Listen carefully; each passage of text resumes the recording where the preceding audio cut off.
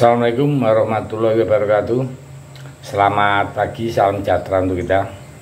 Salam merayu, salam untuk saudaraku semua yang ada di dalam maupun yang di luar negeri.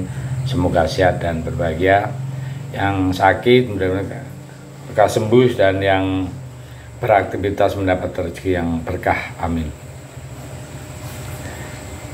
Kita akan bicarakan Kaisang ya, tapi dalam konteks keluarga ya. Kita akan mencoba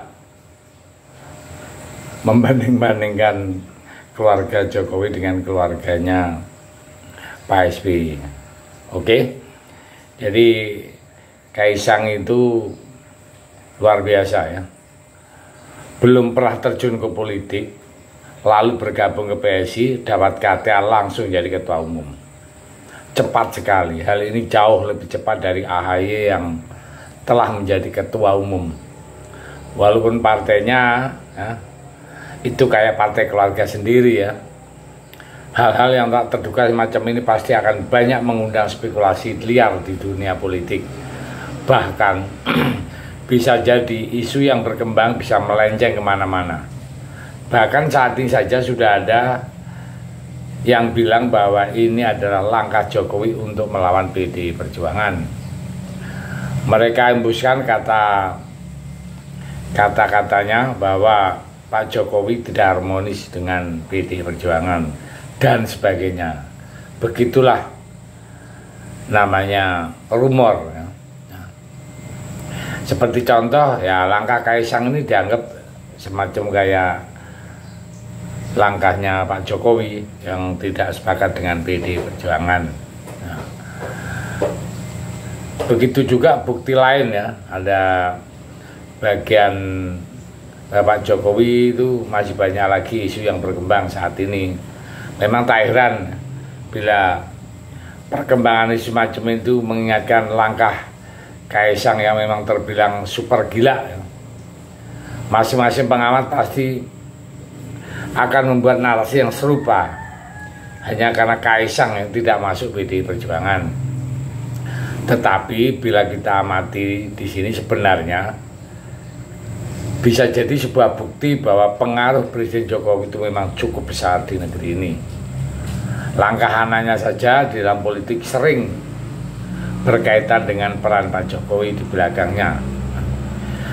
Presiden Jokowi terlalu ya, besar dukungannya dari masyarakat ya. Seolah memberikan privilege besar buat anaknya untuk terjun ke dunia politik. Maka hal ini membuat saya mau tidak mau harus bandingkan dengan anak SBY, yaitu AHY dan Ibas. Kedua anak mantan presiden ke-6 itu berbanding terbalik dengan anak Pak Jokowi.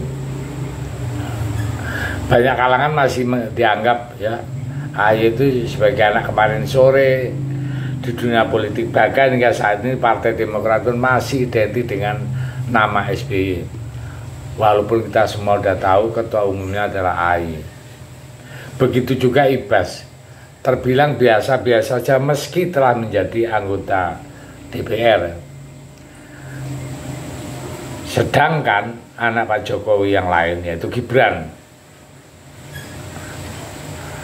mereka ya, banyak ya, mereka yang dari kalangan pengamat lah ya, banyak kalangan sudah dianggap sebagai keberhasilan ya, menang di Pilwalkot Solo ya, dengan angka yang sangat meyakinkan.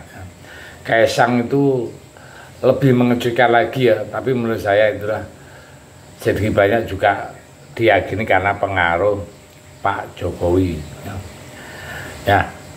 Menjelang akhir jabatan memiliki tingkat kepuasan yang sangat tinggi di mata masyarakat. Tentunya hal ini berbeda dengan SBY yang menjelang lengsernya tingkat kepuasannya di masyarakat itu rendah sekali. Jadi ibaratnya semua yang terkait dengan Pak Jokowi itu ibarat harta berharga yang selalu diincar oleh semua orang. Bahkan Prabowo pun sampai ngiler dengan popularitas Pak Jokowi. Buktinya Prabowo tidak bisa jauh-jauh dari Pak Jokowi. Mengaku bakal akan tegak lurus dengan Pak Jokowi. Setiap kali tampil di publik, beliau selalu memuji-muji Jokowi untuk hal ini. Ya, kita semua tahu tujuannya apa ya. Jadi luar biasa ya beliau. Itu hari-hari berpikir untuk rakyat. Akhirnya rakyat pun memberi aplaus, memberi imbalan dengan kepercayaan sangat tinggi baik Pak Jokowi terhadap anaknya ya. Itu. Jadi begitu meyakinkannya ya, begitu tertariknya Pak Prabowo sampai dia bilang bahwa Pak Jokowi itu hidupnya untuk rakyat. Luar biasa ini ya.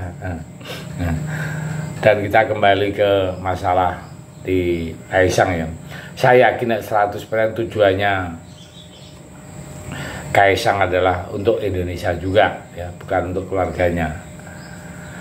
Kenapa? Ya dia kenapa ikut labur di PSI kemungkinan besar karena PSI kan diasumsi itu partainya anak-anak muda itu. Dan kita juga yakin bahwa PSI menggait Kaisang itu seyakinnya 100% tujuannya agar supaya nilai jual PSI tinggi dan yang paling diinginkan adalah bisa lolos ke Senayan. Itu tujuan pokoknya bisa menggait Kaisang. Jadi menurut saya tidak ada yang namanya mengkhianati PD Perjuangan, nggak ada. Saya pikir itu aja tujuannya PSI. Karena dia sudah berjungkir balik juga nggak bisa menaikkan partainya juga. Nanti di sisi lain AHY dan keluarganya atau SBY sampai sekarang pun masih redup. Bahkan AHY pun sampai dikhianati oleh Anies Baswedan dalam pencapresan. Jadi ya tahu sendirilah karena memang Anies tidak tertarik dengan AHY. Maka dari itu dengan dalih segala macam bla bla bla bla, ya ditinggal pergi langsung aja, makanya bahasa istilahnya dikhianati. Ya wajar saja. Nah, bahasa itu cocok memang, apalagi kita tahu kan tipe-tipe Anies model begitu. Ya disyukuri aja Mas Ahy belajar dengan kehidupan agar ke depan akan lebih baik lagi. Mas Ahy masih muda ya. Tata masa depan yang lebih baik. Oke, saya pikir itu. Terima kasih. Merdeka.